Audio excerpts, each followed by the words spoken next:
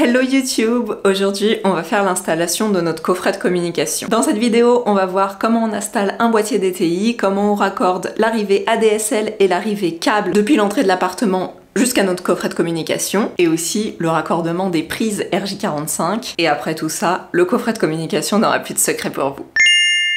Avant de commencer cette vidéo, je voudrais prendre le temps de remercier Isa qui nous a offert le thé et le café cette semaine. Franchement, c'est super gentil, ça fait plaisir et ça motive. Merci Isa. Mais t'as déjà tout bu. Maintenant que notre tableau électrique est définitivement raccordé et mis au propre, on peut venir positionner le coffret de communication juste en dessous.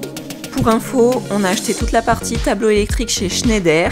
Et par contre, tout ce qui est équipement informatique, ça vient d'un site qui s'appelle Tous les câbles. Et notre boîtier de communication, c'est un boîtier Casanova.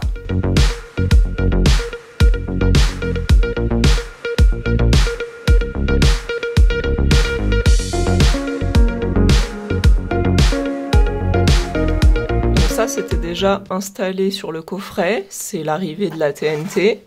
Et ça, tous ces câbles blancs, c'est tous les câbles informatiques qu'on a tirés pour aller distribuer les prises RJ45 dans toutes les pièces. Pour la distribution de notre réseau informatique dans l'appartement, on a utilisé ce câble Grade 3 TV. J'ai déjà fait une vidéo sur le sujet des câbles, je vous mets le lien dans la description si ça vous intéresse. Mais du coup, les câbles, ils se présentent en rouleau, qu'on découpe à la dimension souhaitée. Et au bout, il va falloir venir raccorder une tête, un noyau, qui est en fait la prise des câbles informatiques.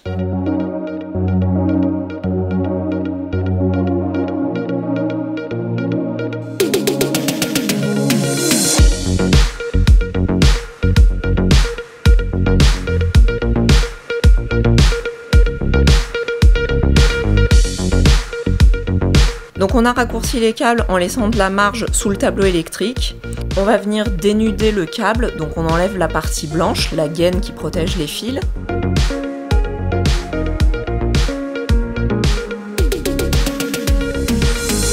En fait, à l'intérieur du câble, chaque paire, chaque groupe de 2 fils est emballé avec un petit papier d'alu. Ça, là, le truc bleu, le feuillard. Et l'idée, c'est que quand on enlève ce feuillard, on récupère les 2 fils qui sont à l'intérieur. Et comme chaque paire a un fil blanc, l'idée, c'est de ne pas confondre quel blanc va avec quelle couleur. Du coup, on les entortille pour conserver les paires. Parce que chaque fil génère en fait un champ électromagnétique. Et le fait que les deux soient en fait torsadés, en fait, ça annule le champ électromagnétique. Et du coup, ça annule en fait... ça évite la déperdition de signal. Et du coup, ça permet justement d'avoir un signal de meilleure qualité. Et là, pourquoi t'entoures un fil de fer? C'est parce que du coup, justement, toute l'électricité qui s'échappe des fils, en fait, vient du coup se dissiper directement sur l'isolant et ça permet d'éviter que ça perturbe à nouveau le signal. En fait, c'est toujours dans le même but. Donc voilà, là on a préparé la prise. Donc là, on vient déballer le noyau. On va se mettre à la norme B là. Il y a 2 normes possibles, soit tu fais tout ton câblage en A, soit tu le fais tout en B. Donc toi tu as choisi B par défaut. Chez nous effectivement on fait B. Donc ça veut dire que toutes les autres prises informatiques sont aussi câblées en B. On a tout fait en B ici et au niveau des prises. Ça c'est toi qui choisis en fait. Tu pourrais tout faire en A, tu pourrais tout faire en B en fait. Donc en fait dans le petit peigne, il y a les couleurs qui sont repérées. Et donc on va mettre les couleurs qui correspondent aux endroits qui correspondent. Donc là c'est le fil blanc qui est pairé avec le fil orange. Donc le blanc va là et le orange va là. Et on va faire pareil pour les autres couleurs. Donc là j'ai déjà fait la partie haute. Voilà, donc là pareil pour le marron. Là c'est marron / blanc, ça veut dire que c'est le blanc qui va avec la paire du marron, et ensuite full marron, c'est le fil marron. Et donc là en bas. Et de l'autre côté, c'est la même chose. Donc là on est d'accord que si on s'était mélangé entre les fils blancs et qu'on les câblait n'importe où, du coup ça marcherait pas. La prise serait pas opérationnelle. Non, elle pourrait pas fonctionner parce que le signal qui est attendu là, ou là, ou là, ou là, ou là, ou là, ou là, il est aussi attendu au même endroit au niveau de la prise qui a été câblé exactement de la même façon de l'autre côté. À partir du moment où rien ne correspond, ça peut pas fonctionner. Ça c'est exactement à l'image que ce qu'il y a au niveau des prises. Et donc si on avait choisi A, Il aurait fallu du A de l'autre côté. Oui, d'accord, mais comment on sait si c'est câblé en B ou en A sur les peignes? Bah, c'est simple, regarde. C'est pas la même couleur. Là, il aurait fallu du orange et du bleu. Ah oui, en fait... Ah oui, Ils d'accord. inversent le orange et le bleu, en fait. D'accord. En fait, il faut suivre soit A, soit B sur la prise. Et c'est marqué là. Donc ça veut dire que ici, nous, on a le fil, enfin la paire vert et blanche. Et si on avait câblé en A, il aurait fallu que ce soit la orange et blanche qui arrive à cet endroit-là. Oui. Ok. Donc après, on enlève ce qui dépasse. Ouh.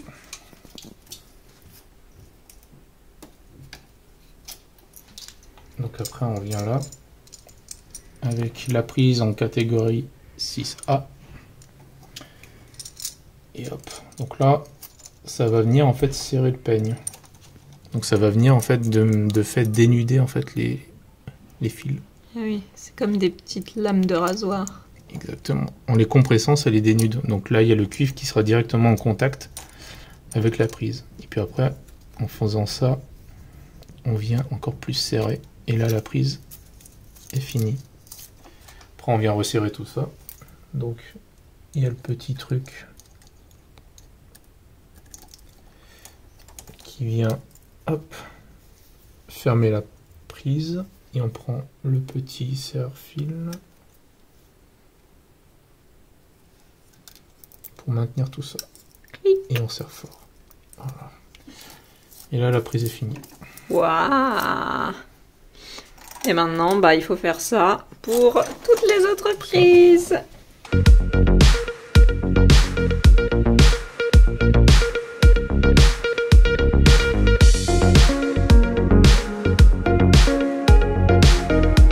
Le peigne, il faut bien le pousser de manière à ce que les fils qui sortent en fait de la gaine soient directement à l'intérieur du noyau. Oui, en fait, il faut pas qu'il y ait de jour entre la gaine blanche et le petit peigne. Le peigne, il doit être collé à la gaine blanche à l'endroit où on a dénudé. Oui, pour éviter qu'il soit à l'air libre. Enfin, qu'il soit le... Il ne faut pas qu'il y ait possibilité d'être visible en fait. Ouais. Il faut vraiment qu'il soit isolé le maximum. Ça te permet d'avoir un signal le plus isolé possible.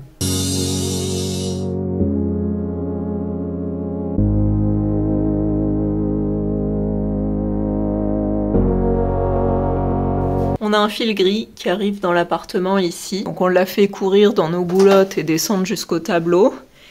Et ce fil-là, en fait, c'est l'ADSL. Et pour vous montrer, par comparaison, voilà à quoi ressemblent les fils à l'intérieur. Donc vous voyez que c'est beaucoup moins sophistiqué que nos câbles grade 3 TV.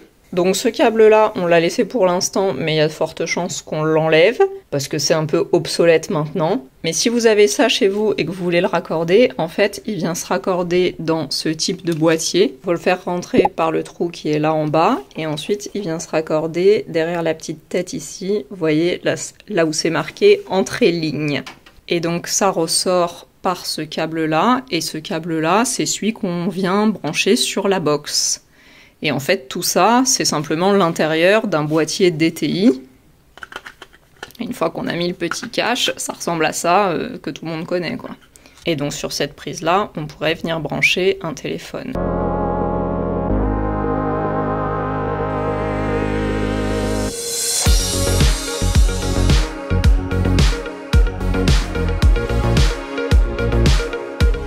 Donc ensuite, on viendra positionner le boîtier DTI sous nos bandeaux RJ45. Mais avant de le clipser, on va venir raccorder notre câble antenne.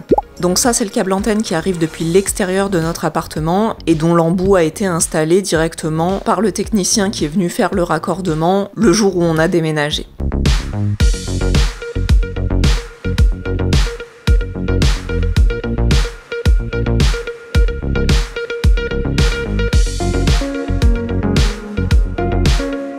Donc en fait, ce câble-là, c'est celui qui maintenant permet d'avoir l'accès à Internet. À la place du fil gris qu'on avait avant, qui était la DSL, maintenant Internet, pour la plupart des opérateurs, ça passe par le câble antenne.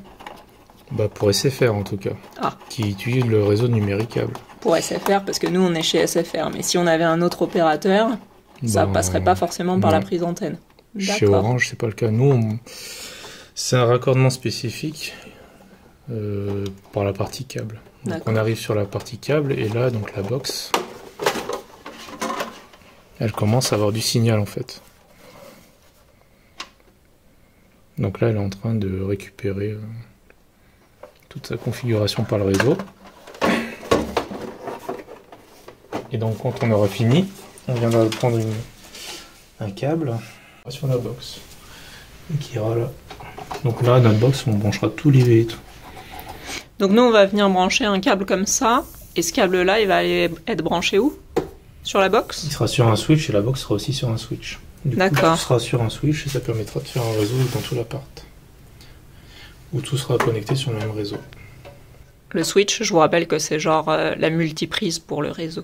Ce qui permettra de connecter la box à la multiprise, le switch, et ensuite du switch, on pourra alimenter chacune de ces prises-là, qui sont les prises qui vont en fait aller distribuer le réseau dans l'ensemble de nos pièces de l'appartement. Et ce câble-là, qui est le câble antenne, mais du coup à l'intérieur de l'appartement, en fait, il va venir se raccorder ici. Donc on va venir mettre un câble un peu comme ça. Là, il nous manque l'embout qu'on n'a pas pour l'instant, et comme ça, on pourra raccorder ça à ça. Et ça permettra de distribuer la télé, finalement, la TNT, dans la pièce dans laquelle on a mis l'antenne, c'est-à-dire notre salon. Mais ce genre de câble antenne, à l'intérieur des appartements, est en train de disparaître, donc il se peut que vous n'en ayez pas chez vous ou que vous n'ayez pas envie de l'installer, auquel cas c'est pas grave, vous pouvez installer des circuits réseau avec le câble Grade 3 TV pour l'informatique. Et à ce moment-là, dans un des circuits, il faut venir connecter ce genre de pièce, un peu comme un adaptateur en fait. Et donc une fois que ce petit adaptateur qui s'appelle le balloon est en place, il suffit de venir utiliser un câble comme ça, qu'on raccorde entre ici et là. Et ça permet d'avoir l'antenne à travers du câble réseau. Et donc en plus, on a décidé d'installer un bandeau avec des prises dans le coffret de communication pour pouvoir brancher la box directement ou plus près de ces prises-là et éviter d'avoir à passer par le tableau électrique. Comme ça, tout est caché dans cette zone-là et c'est un petit peu plus joli. Voilà. Ça, c'est la téléphonie. Ça, ce sera éventuellement pour la DSL si un jour on y revient, mais je crois pas trop. Et donc voilà. Une fois qu'on aura fini ça, on aura fini la partie haute.